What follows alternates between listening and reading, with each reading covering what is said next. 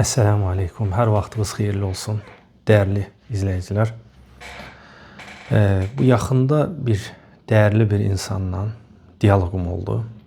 Və diyaloqumuz nədən başladı? Ümumi söhbət dünyadakı gedən proseslərdən, xüsusən də iqtisadi məsələlər, iqtisadi böhran və ya buna aid nədənsə söhbət açıldı. Möhtərəm, o hörmətli insan danışdı məsələləri və mən də ona başqa bir açıdan dedim. Ümumiyyətlə bu böhranlar dəyişkəndir. Bəzən bolluq olur, bəzən qıtlıq olur, bəzən yəni bu insanlığın necə deyərlər, insanlıq üçün qoyulan bir sünnət, bir qanundur. Öncədən qoyulmuş bir təkrarlanan hadisələrdir. Yəni yeni bir şey deyil. Yəni insanlıq yaranandan həmişə belə şeylər olub. Daim iqtisadiyyat olub, iqtisadiyyatın qalxdığı bir dövrlər olub. Bolluq olan dövrlər olub, qıtlıq olan dövrlər olub. Ona görə də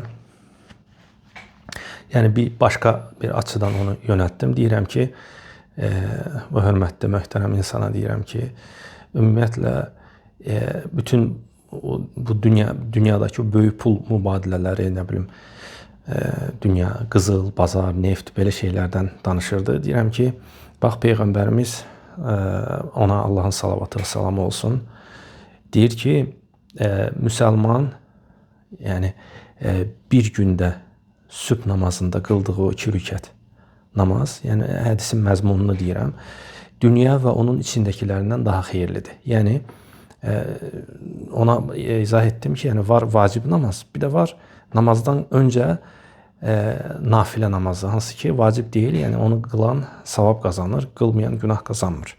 Sübh namazından öncə qılınır 2 rükət və Peyğəmbərimiz buyurur ki, həmən o 2 rükət, hansı ki vacib deyil, kim istəsə qıla bilər, istəməyən də qılmaya bilər, savabdan məhrum olar sadəcə, dünya və onun içindəkilərindən xeyirlidir. Yəni, bugünə qədər və bugündən sonra dünyada nə olubsa və nə olacaqsa ondan daha xeyirlidir. Adam biraz düşündü, yəni dindən belə yaxın adamdır. Deyir ki, yəni adam, necə deyirlər, iş adamıdır, hər şeyi maddiyyatla, nə ilə ölçür. Deyir ki, onda yəni bu boyda dünyada sərvət olub və olacaq.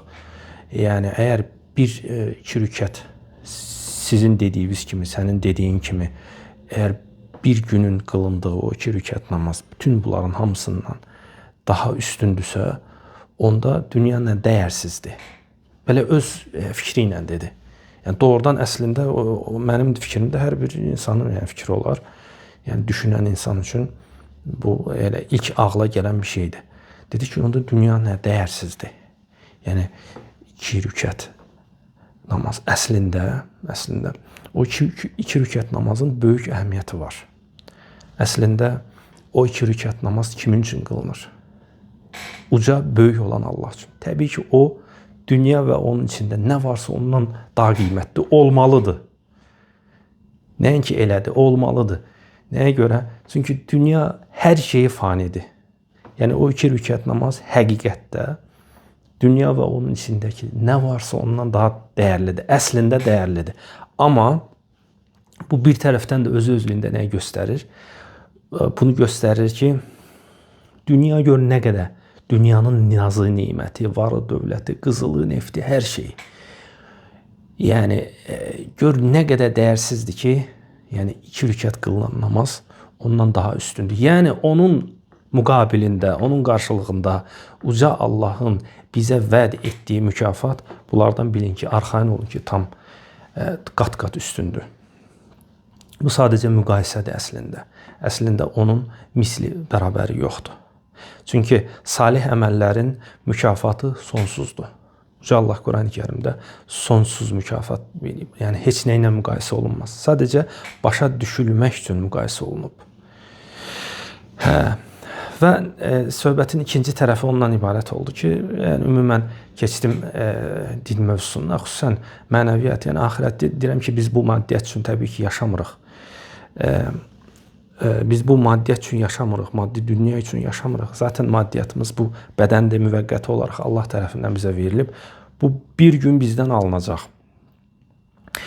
Bizim bu dünyada əsas missiyamız var. Yəni Allaha ibadət eləmək və onun da mükafatı var və aləmlərin Rəbbi olan Allah, hansı ki yoxdan var edib, söz verib, bu mükafata söz verib və əksini də söz verib, cəzaya da söz verib və onun rəhmətindəndir ki, cəzada da tələsmir, möhlət verib. Ona görə bu dünya möhlət dünyasıdır, insana möhlət verilib. Ta insan bu dünyadan köçənə qədər insana möhlət verilir.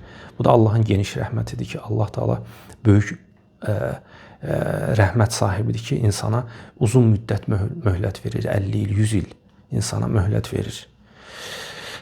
İnsan bundan necə istifadə edəcək? Bəli, bu məsələnin birinci tərəfi idi və ikinci məsələ o oldu ki, möhtərəm, dəyərli o insan sual verdi ki, yaxşı, bu deyirsən bunlara, yəni necə inanaq da? Yəni insan ticarətçidir, təbii ki, hər bir ticarətçi məsələlərə mənfəət tərəfindən baxır. Əslində doğru, düzgün baxışdır. Yəni hansı məsələ qarşısına çıxanda zərəri və mənfəəti nəzərə alır. Bu ticarətçi necə deyirlər, baxışıdır. Adam fikirləşir ki, yaxşı, başa düşdüm, sən belə şeylər deyirsənsə, deməli bu zarafat məsələ deyil də, ciddi məsələdir. Mənə deyir ki, sən buna necə inanırsan? Yəni buna necə inanmaq olar da? Yəni bunun sübutu nə? Deyirəm, sübut deyirəm çox rahatdır. Sübut rahatdır, amma birinci məsələ sənə bağlıdır. Deyirəm ki, sən ümumiyyətlə, yəni yaradana inanırsan, yəqin ki, Allaha inanırsan ki, yerin, göyün sahibi var.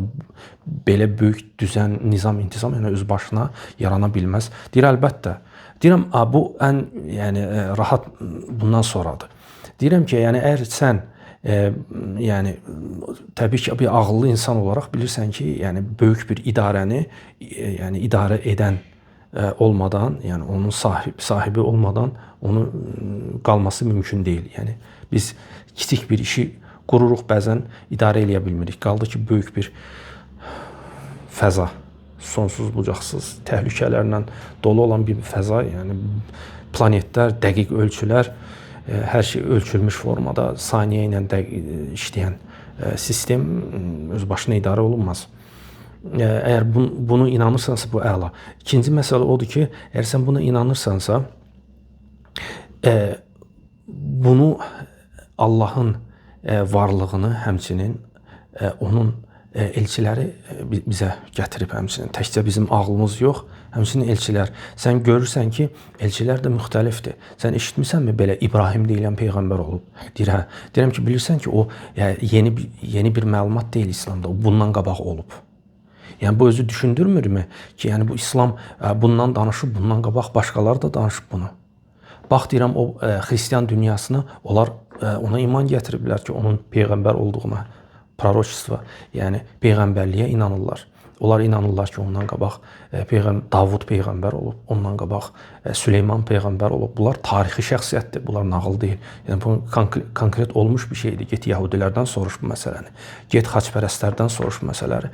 Bunlar dünyanın böyük hissəsini hal-hazırda kimlər təşkil edir? Düz başqa dinlər də var, buddistlik nəli. Amma xristianlar, Yahudilər bunlar dünyanın böyük bir hissəsini təşkil edir. Görürsənmi, onların da inandığı bir peyğəmbərlər və bizim dində bütün o gətirilən məlumatlar hamısını təsdiqləyir, heç birini inkar eləmir. Ən gözəl şəkildə təsdiq eləyir. Quran-ı Kərim qədər peyğəmbərlərə sayğı, hörmət duyan ikinci kitab yoxdur. Ona görə, yəni dəlil olaraq, maddi sübut olaraq da sənə bu kitablar, bax, bundan qabaq baxmayaraq ki, təhrif olunub Tövrat var. Baxmayaraq ki, təhrif olunub İncil var. Yəni o kitablar var. O kitabların içində haqq sözlər də var və Quran da onlara təsdiqləyici kimi gəlib. Və İbrahim peyğəmbərin coğrafi bir məkanı olub. Kəbə. Kim bünövrəsini qoyub? Ərəblər, qədim ərəblər hamısı İbrahimi tanıyıblar. İbrahim hətta bütü olub Məhəmməd peyğəmbərdən qabaq. Deməli o Kəbənin bünövrəsini qoyan peyğəmbərlərdən də İbrahim peyğəmbər. Yəni bu məlumatlar kifayət eləyir ki, ağıllı insan araşdırsın məsələni və özünü riskə atmasın. Təbii ki, kim bununla maraqlanmırsa, özünü riskə atır, bilsin ki, riskdədir. Tutaq ki, düşünür ki, bunlar yəni məlumatlardır, ya elə deyil.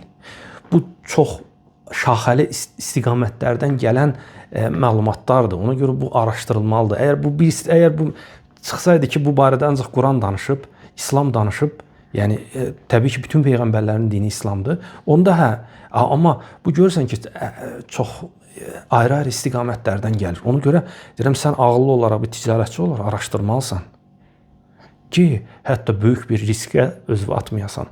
Amma halbuki, yəni əgər sən ticarətçi olaraq bilirsən ki, hər bir şeydə qazanc var, itki var, bu məsələdə də elədir. Yəni bu məsələnin riski odur ki, öyrənməmək. Əgər sən öyrənmirsənsə, sən riskdəsən artıq. Araşdır, öyrən. Əgər doğrudan da inamın Allah'a varsa, araşdır. Gör ki, o insanlarla yerlə əlaqə saxlayıb peyğəmbərlər vasitəsilə. Yəni bu belə bir üslubla ona çalışdırılım bu məsələni. O çünki maddi sübut istədi ki, yəni bu sənin dediklərin necə deyirlər, insana təəssürat müəyyən qədər müəyyən təsir eləyir. Yəni düşündürücüdür, amma sübut deyirəm, sübut belə. Birincisi mənəvi sübut, ikincisi maddi sübut. Mənəvi sübut odur ki, sənin öz bilgilərin Allah barədə, yaradan barədə ki, milyardlarla insanlar fitri olaraq yaradana inanır və ağlı olanlar, elmi yaxşı bilənlər, ətraf mühiti yaxşı bilənlər, onlar yaradana, Allaha inanırlar. Bu birinci tərəf, ikinci tərəfdə odur ki, maddi sübutlar var, kitablar, peyğəmbərlər, araşdır. Bəli, səhv məlumatlar da var, doğrular da var. Bunlar sənin üzərinə qalır araşdırmaq, çünki sənin həyatındır.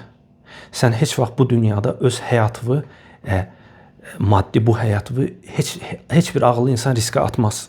Yəni çalışmaz ki, özünü həlakə atsın. Eləcə də insanın böyük bir həyatı var, əbədi həyat. Əgər bu doğrudan ciddi bir şeydirsə, bu barədə məlumatlar varsa, insan bunu da riskə atmamalıdır özünü.